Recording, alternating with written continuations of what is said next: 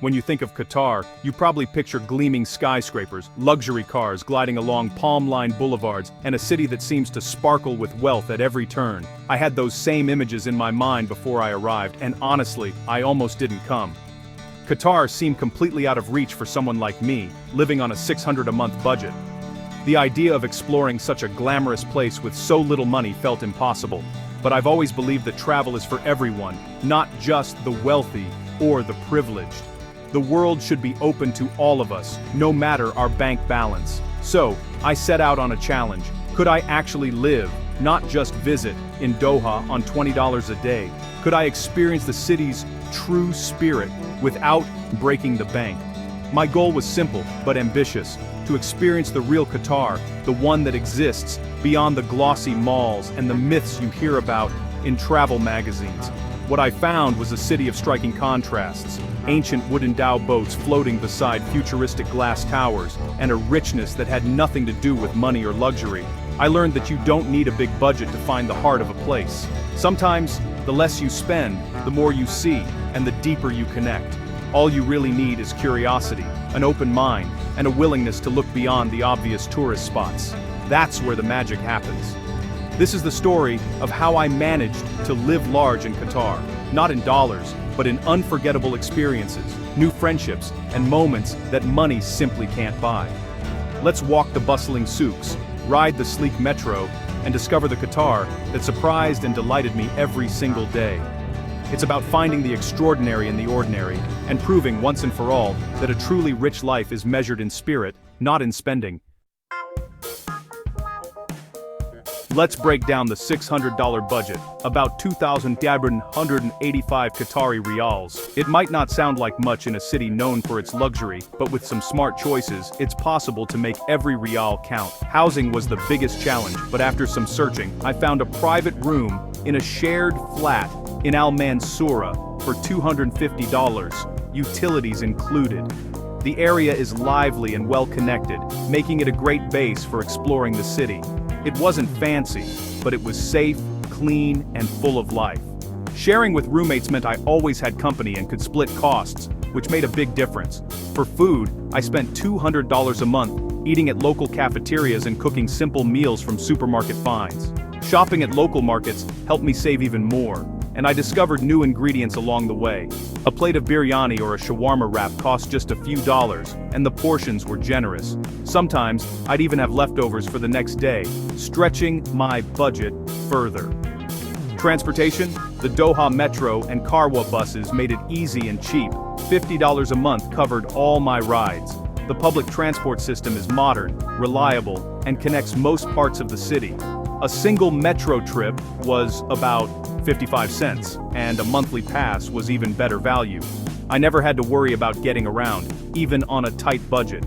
The last $100 went to essentials: laundry, a SIM card, toiletries, and the occasional cup of karak chai or museum entry. These little treats made daily life more enjoyable and helped me feel connected to the city's culture. Careful budgeting wasn't about restriction, it was about freedom.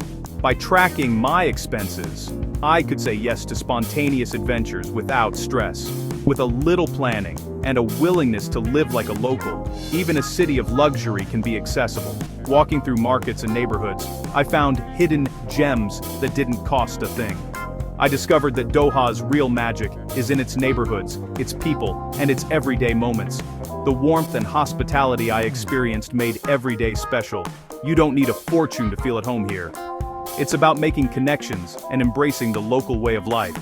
My $600 didn't just stretch, it opened doors. It gave me the chance to experience Doha in a way I never expected. And that's how I made Qatar work on a shoestring, by living simply, staying curious, and appreciating every moment along the way. My days in Doha always began with a simple breakfast: fresh flatbread, creamy hummus, and sweet dates, enjoyed in a cozy corner of a bustling local cafe. Afterward, I'd hop on the metro, gliding through the city as the first light of day painted the Corniche, where Doha slowly wakes up beside the sparkling bay. Watching the traditional wooden dhow boats drift across the water, set against the futuristic skyline, was a daily reminder of Qatar's unique blend of old and new. For lunch, I'd seek out local cafeterias, Chicken biryani for just $4, or a shawarma for two. Delicious, affordable, and always satisfying.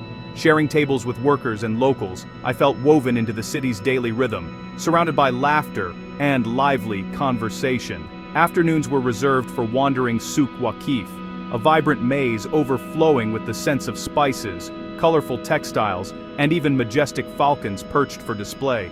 I rarely bought anything, but the experience of exploring the market's winding alleys and chatting with friendly vendors was truly priceless. A steaming cup of karak tea, rich and spiced, for less than $1 became my favorite afternoon ritual, a small comfort in the heart of the city. As evening fell, the city transformed, glittering lights reflected on the skyline, and I'd stroll through public parks with new friends from my shared flat, soaking in the cool night air. We'd share stories, laughter, and sometimes even music, enjoying the simple pleasure of each other's company beneath the stars. My days weren't extravagant, but they were full, filled with simple joys, genuine connections, and moments that made me feel truly alive in this vibrant city.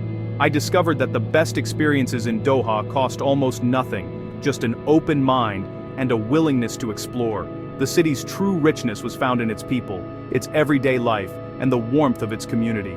That's what made my time here unforgettable, a tapestry of memories woven from the ordinary, yet extraordinary moments of daily life in Doha.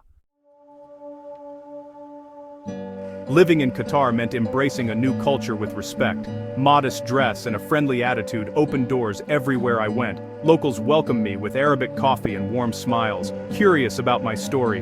A simple "Assalamu alaikum" led to conversations and genuine connections. I was especially struck by the women of Qatar, confident, accomplished, and diverse. I saw women leading businesses, studying, and shaping the city's future.